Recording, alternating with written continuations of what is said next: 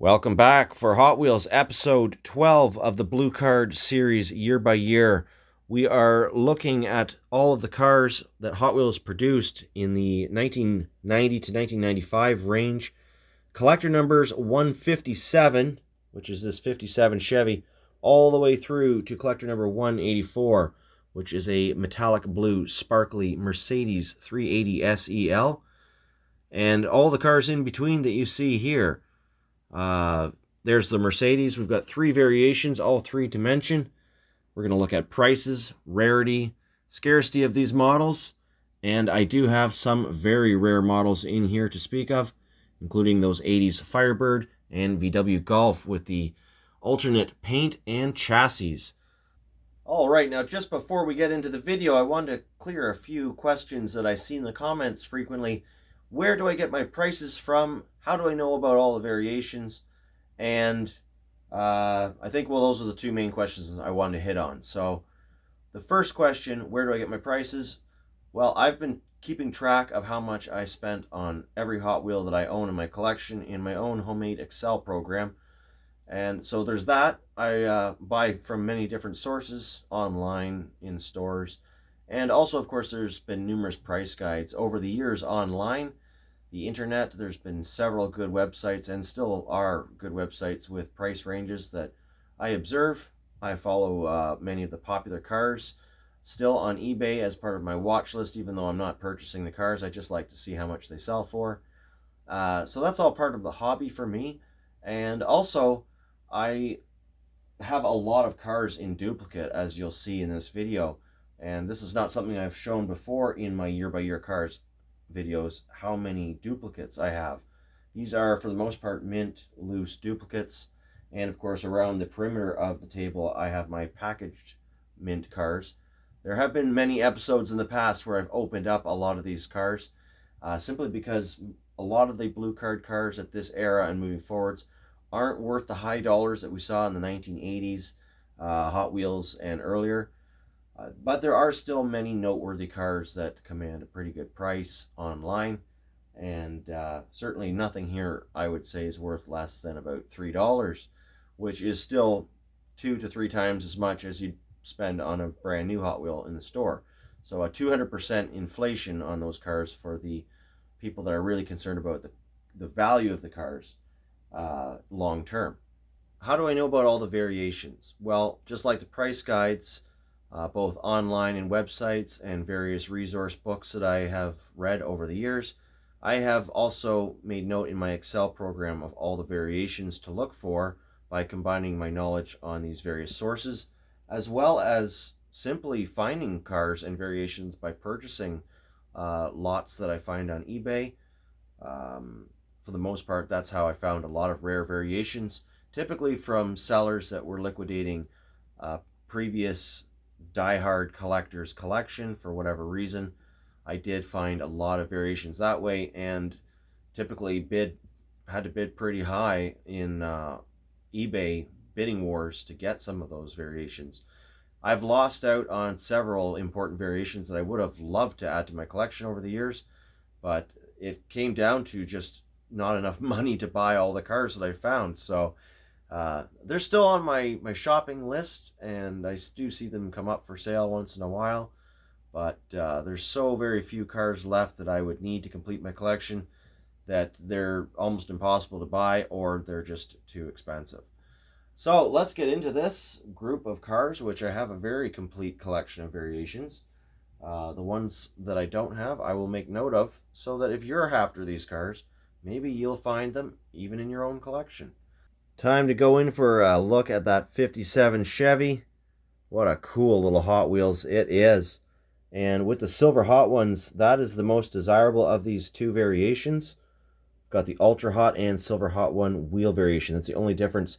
This car has a blue line down the side of it, not to be confused with another variation that's released later on, years down the road, a couple of years down the road at least, that has a black line, otherwise looks exactly the same. So that blue line is what delineates this car from the later version. And with the silver hot one, wheels worth about $30, I would think, and about $20 with the ultra hot wheels. in mint condition, that is. Let's move along to the Mercedes-Benz Unimog, worth about $10. An awesome casting. There are no variations of this one. And here it is in the packaging, collector number 158.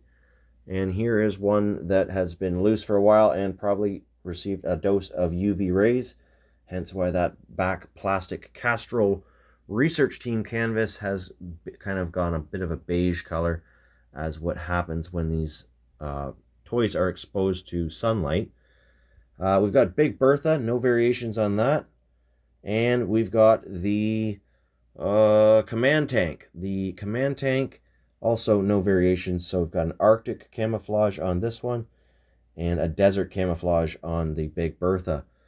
And also extending into the Roll Patrol, this desert camouflage. We've got 3 variations to note: construction tire, black construction tire, and black wall wheels on this version. So most commonly found with the big black wall wheels or the blacked out construction tires. Uncommonly found with construction tires and the chrome still on them. That one's worth probably around $10 to $15. The other variation's worth around $5. Which takes us over to the 65 Mustang Convertible. There's a dark glossy red and a bright kind of fire engine red available on both of these, on all of these castings. And they do come with a tan interior opening hood. Let's just close those hoods so you can see the paint on these cars. 7-spoke, 5-spoke, white wall wheel, and the white wall wheel found exclusively on the dark blood red car, if you will. And they all have the same tampo on the side, the Mustang with the little Mustang horse running on the front fender. Versions that have no tampos and white wall wheels are older versions of this car. Really nothing worth more than about $5 in mint loose condition here, seeing that they are fairly common.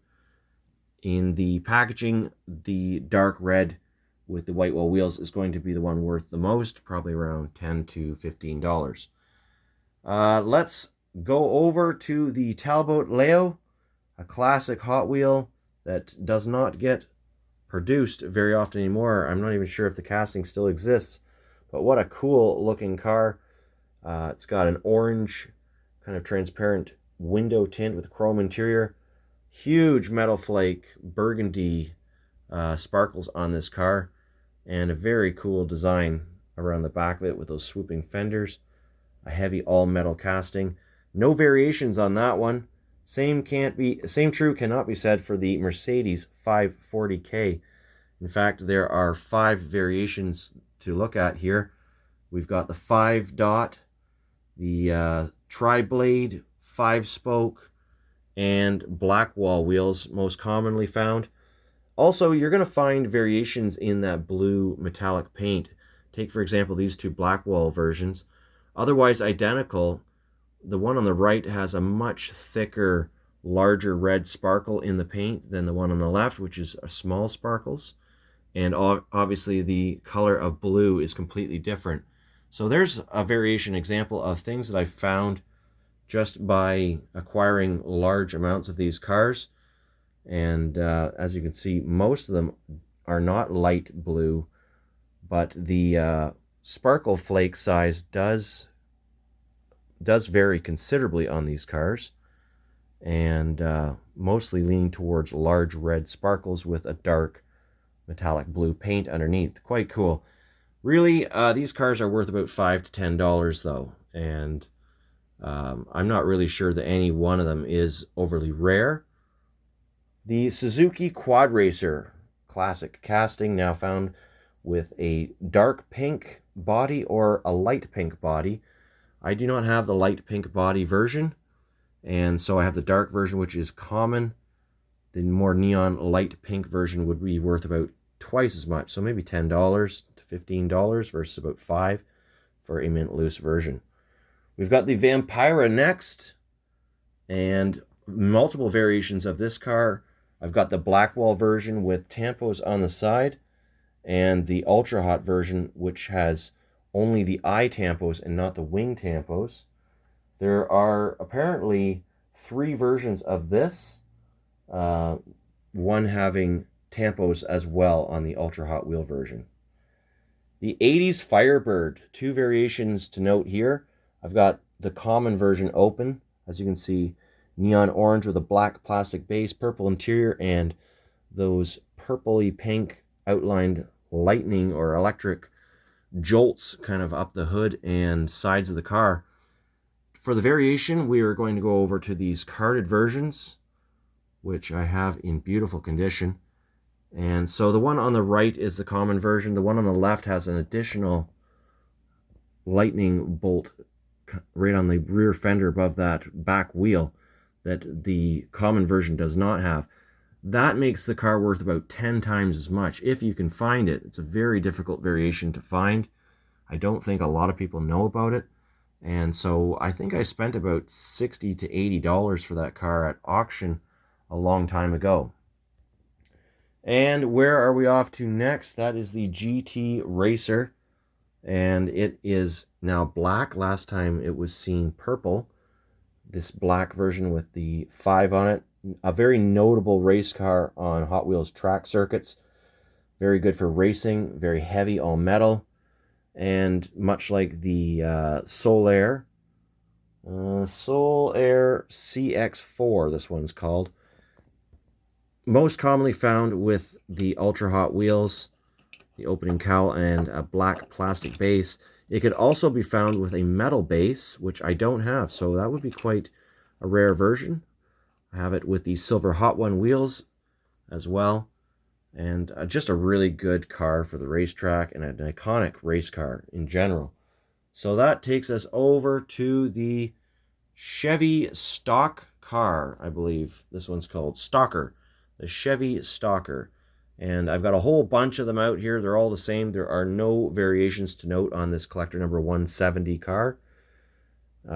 It's not worth all that much, couple dollars probably, because it is so common. And it does have a very interesting paint job where you can find variations in the coloration of the car, ranging from orangey pink to bright neon pink, and with varying amounts of gold glitter on it, as you can see in this spread of those cars. The next one in this collection is the VW Bug. And my, what a nice piece. One that's definitely gone up in value with that very kind of party type tampo on it. You can see there's a dark purple pearl available with 3 spokes and kind of a brighter metallic purple with the black walls. Those would be the solid blue card cars, whereas this one would be on a faded blue card. Much like the tractor, I forgot to mention my collector number 145 from episode 11. I was missing this Canadian release tractor. There it is on the faded blue card. I picked that one up for about $15. So I think I did pretty well on that. But let's get back into the proper number here. So that was number 171. Now looking at collector number 172, the Mazda Miata. Multiple variations of this car available. There may be more than what I have here, but I have 2 yellow versions here that are pretty easy to find.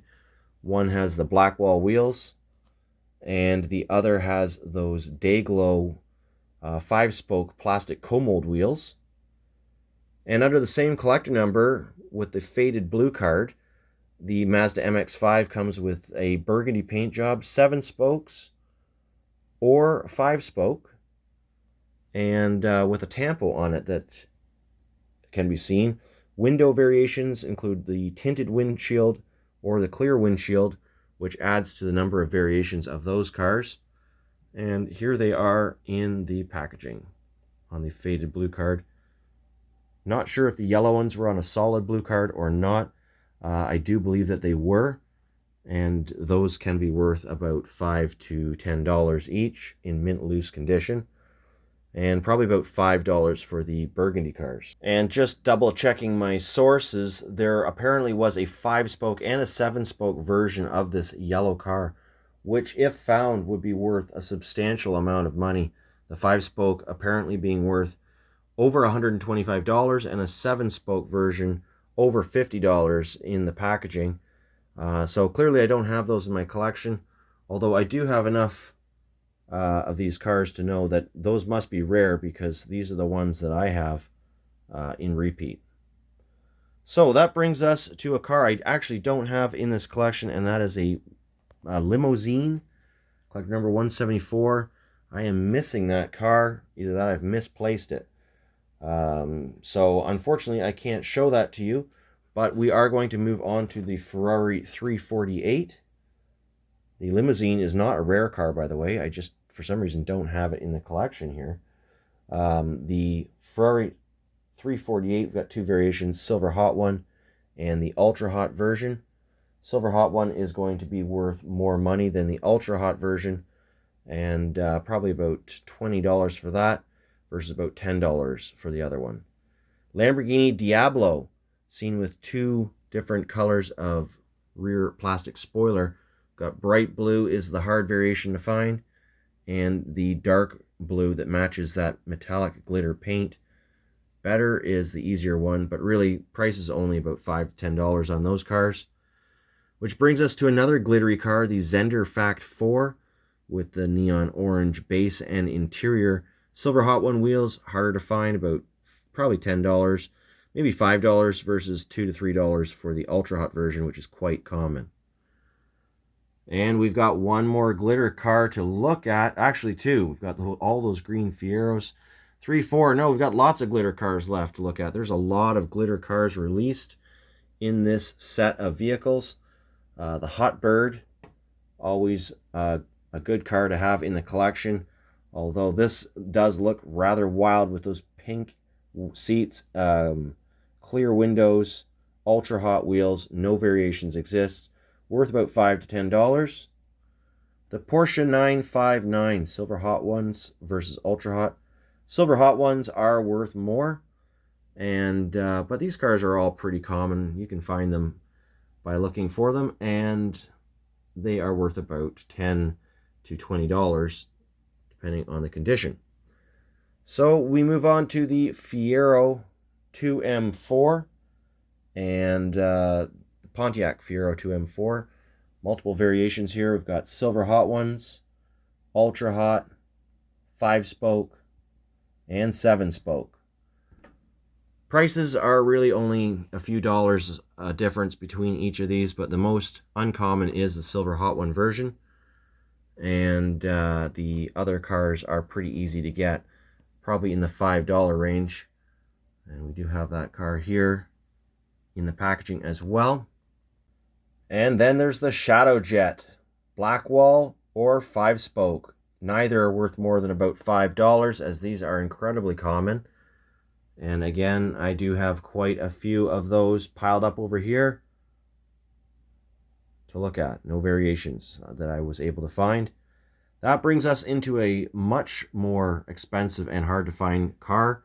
Collector number 183 is the VW Golf, commonly found with the glitter pink paint job and a black plastic base, yellow windows, and white interior. More uncommon is the chrome base variation, worth about $15 to $20 in mint loose. And then the most uncommon to find is the metallic green glitter car with the chrome plastic base. This one's worth about $50 to $100 in the packaging if you can find it. And so that's why I have not opened that car up and don't intend to. The last car we're looking at, collector number 184, the Mercedes-Benz 380 SEL. Multiple variations. Silver Hot one version is the more uncommon car to find really here than the Ultra Hot versions. But I do have an Ultra Hot version that is very hard to find. And that is the version that does not have the chassis tab extending as a license plate. Here you see the two different variations with the back of the car being 2 rivets or 1 rivet extending through to that license plate. So I found that this 1 rivet or 2 rivet version is harder to find than the 1 rivet car, and that is supported by the fact that I have many of these cars in mint condition on the packaging and loose, and even more in my smashed up, chipped up buckets that are below this table.